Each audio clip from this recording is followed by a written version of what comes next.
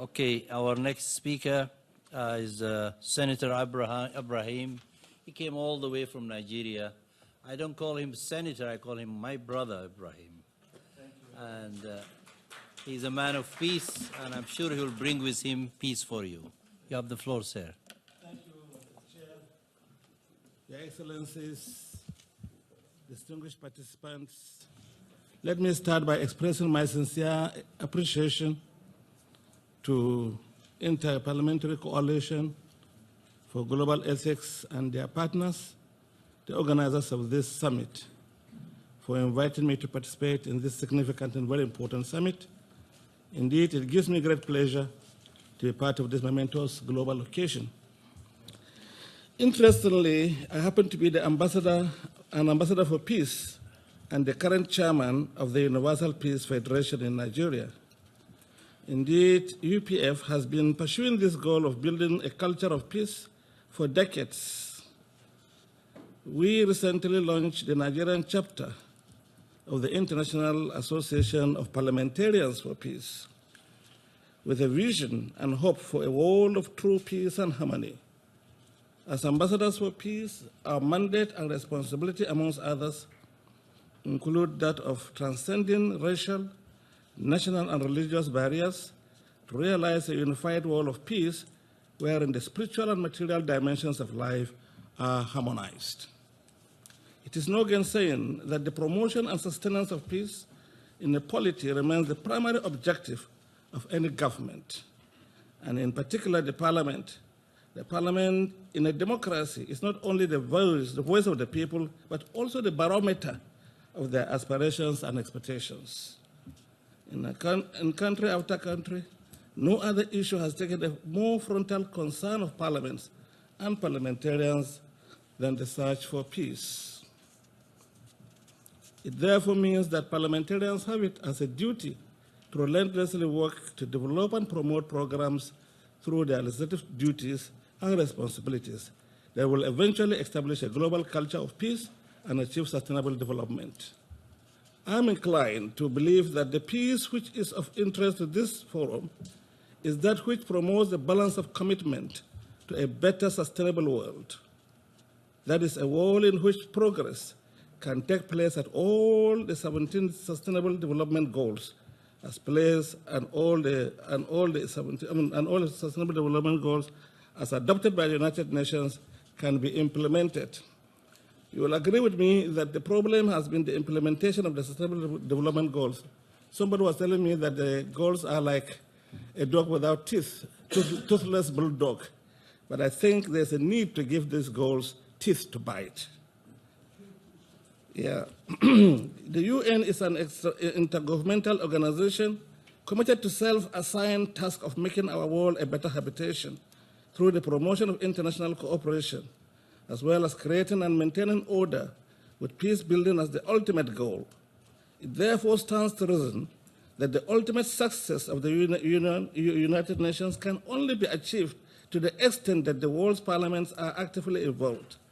It is in this context that I commend wholeheartedly the mission of the IPCGE to promote global ethics, which is a key ingredient for peace building across all areas of conflict and in all societies as well as nations. In the light of the prevailing course of events and tendencies across the world today, peace building is proving to be the most elusive commodity as well as the intractable task for mankind. Parliamentarians must appreciate their pivotal role of promoting education aimed at predisposing the citizenry to be endowed with capacity of working with the government and partners in progress. This is the role of parliamentarians in a nutshell. As parliamentarians, we should be building a global alliance of individuals and organizations dedicated to the realization of a world of peace in which everyone can live in freedom, harmony, cooperation, and co-prosperity.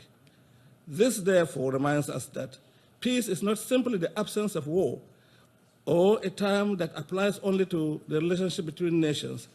For this reason, as parliamentarians, we should seek to build a broad strategic alliance among individuals, educational institutions, organizations, religions, corporations, the media, and government for the sake of peace and development. As parliamentarians, we should be in the forefront to encourage all religions to dialogue and cooperate for peace, based upon the recognition that human dignity derives from a universal divine source that is the basis of harmony and global familyhood, and invite all nations to participate and engage in a process whereby the elements of nationalism that create barriers to harmonious exchange and development can be overcome. We should all be guided by a vision of humanity as one global family under the same creator.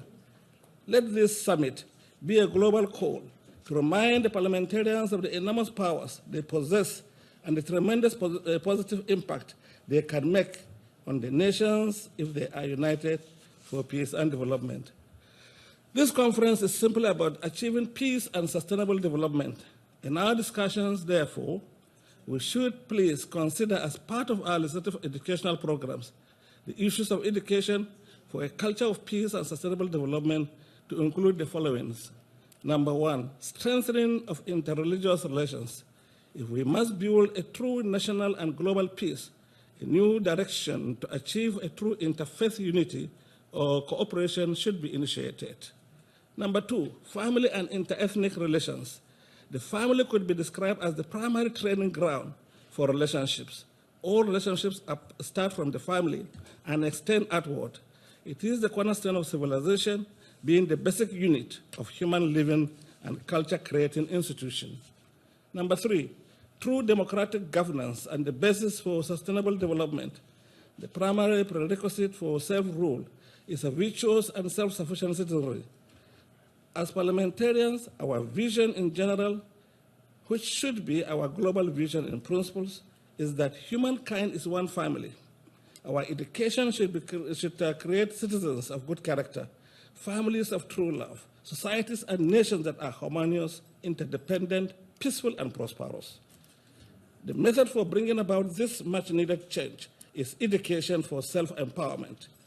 We should see education as the most effective agent for long-lasting personal and social change.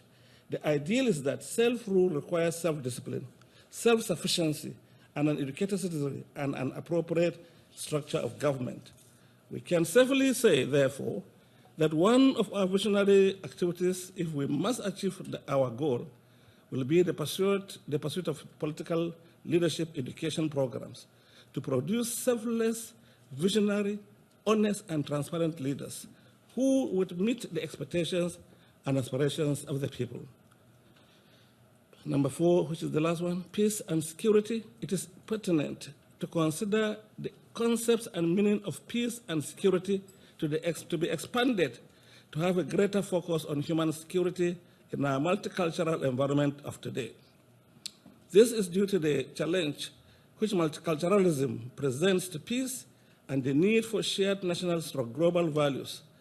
There must be a synergy between a family system that endangers respect for the state and the rule of law and the legitimate rights of other subcultures that inhabit the same environment.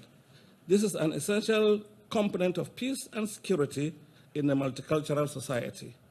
Distinguished parliamentarians, our people believe that we have the magic wand to transform our countries from poverty to prosperity by making the appropriate laws that would address our nation's problems. Someone once told me that the legislature can turn a woman into a man and a man into a woman.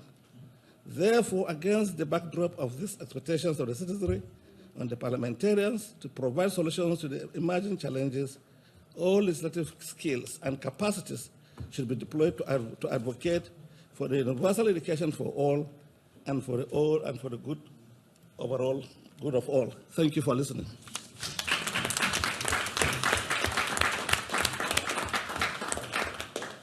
Thank you, Senator Ibrahim, and thank all of you